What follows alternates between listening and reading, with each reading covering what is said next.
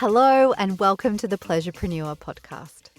This podcast will help you create what you desire in your business with pleasure, whether that be calling in your ideal clients, making more money, or creating a balanced business life blend.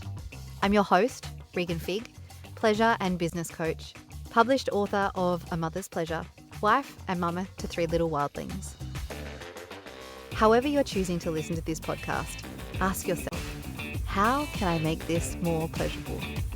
And do just that. I acknowledge the custodians of the land on which this podcast is recorded and produced, the Wadi Wadi people of Dharawal land. Now, let's proceed with pleasure. Hello and welcome back to the podcast. I feel a little bit clunky today. It has been a while since I have recorded a podcast episode. Actually, it was just last night. And it was a really great podcast episode. And then I realized I'd somehow managed to not hit the record button. Serves my right for trying to do work at 9:30 at night. I was feeling really lit up after working with a client at 8 p.m. at night. We finished at 9. I was like, yeah, I'm going to record this podcast episode. It was great. But yeah, I didn't hit record. So take 2. But apart from last night, it's been a while. And what's so funny and so ironic is that this podcast episode is about discipline and consistency. So the irony is not lost on me that I haven't published a podcast episode since the end of February. However, it was actually a very intentional decision. I spoke with my coach, Beck, about it. I was having so much fun in the last mastermind launch. I did a completely new strategy. It meant that I got to connect with and build deeper relationships with the people in my community, which was so great. But it also meant that, look, I didn't really have the time and energy that I wanted to give the podcast. So I knew that this would return at a time that felt good for me. And so here we are. So let this be your permission slip that you get to let yourself off the hook sometimes, you know?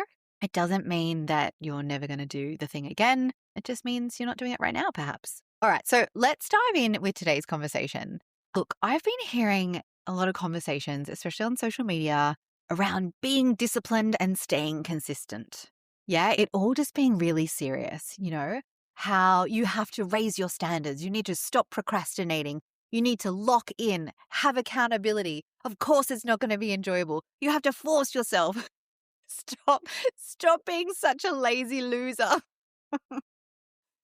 Okay. I might be exaggerating. And look, I'm not here to poo-poo discipline and consistency in favor of pleasure and enjoyment. And I think that is the problem. In fact, it is the problem. And that's what I want to have a conversation about. Because this is a problem, especially in the business and coaching industry, pitting one against the other.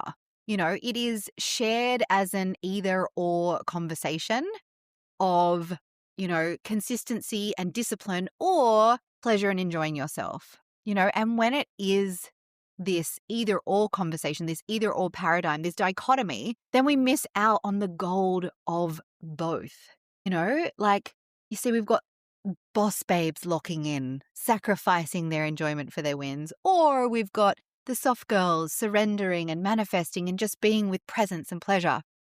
But what happens when we buy into that dichotomy of either or, when you're either disciplined or you're enjoying yourself, is that we miss noticing and utilizing the best performance strategy for success that there is, in my opinion, which is pleasure. Pleasure as intelligence, not as indulgence. So pleasure as a resource that activates motivation and focus, that allows for better consistency and discipline, that allows us to create and maintain habits that lead us to what it is that we are wanting to achieve, create, have, be, experience. So in this episode, I hope that it brings you sweet, sweet relief and perhaps even like tingling, zingy excitement to not have to compartmentalize yourself into one camp or the other, because I have no doubt that within you is one badass boss babe and a soft feminine goddess. We need both, yeah? Just like masculine and feminine energies, we need both. We need to unify both, yeah? the hard and the soft, the masculine and the feminine, the discipline and the softness, the riverbanks and the river. Yeah, if you swing too far one way, you'll end up dried up, burnt out, and bitter like a metaphorical dam, or waterlogged, stagnant, or like washed out like a metaphorical swamp per se. Pleasure isn't the opposite of discipline. It bridges both. It unifies both. Pleasure activates the masculine and it enhances the feminine, right? Now, we don't need to dive into any more about feminine and masculine energies. That's not what this podcast is about.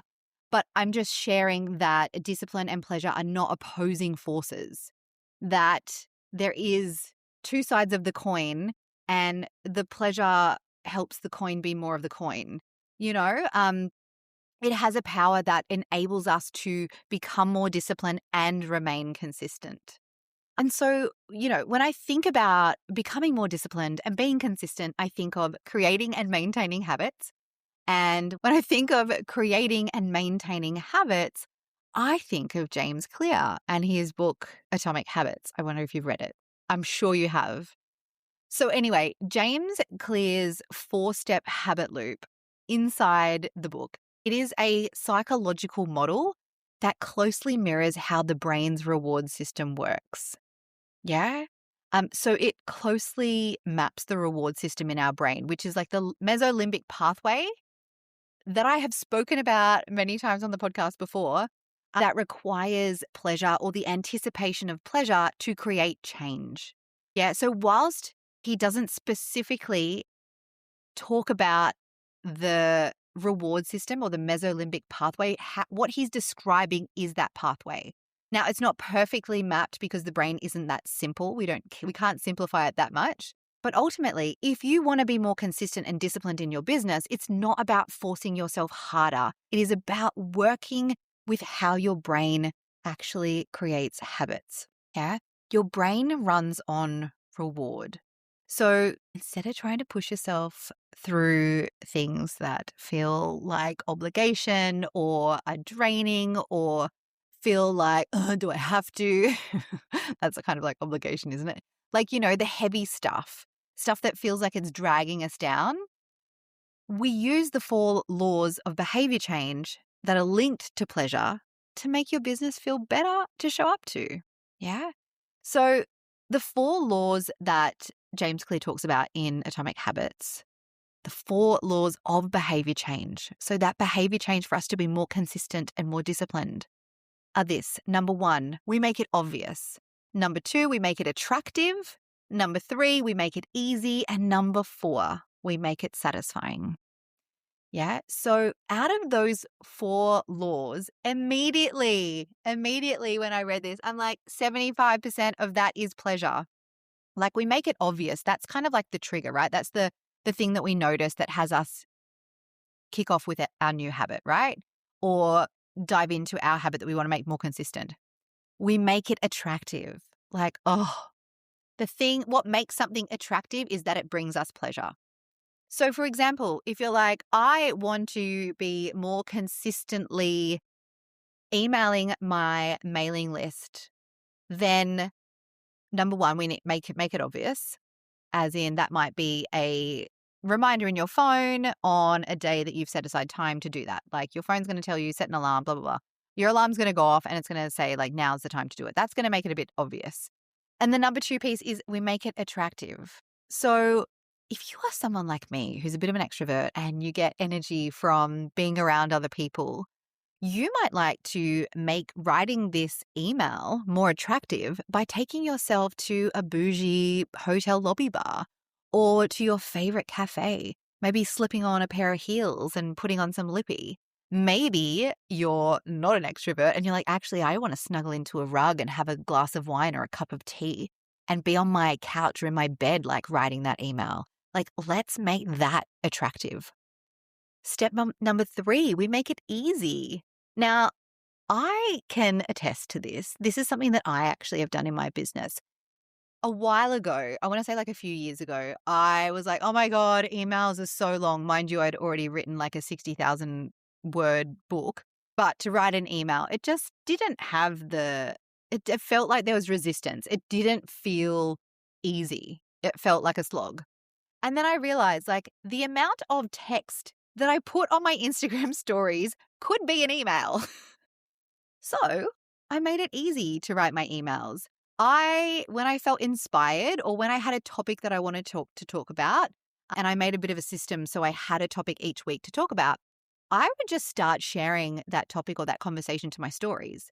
What I would then do is screen grab those images of my Instagram stories and then press whatever that button is down the bottom right-hand corner to copy all the text, copy paste it into a document, edit it slightly, and there's my email, you know?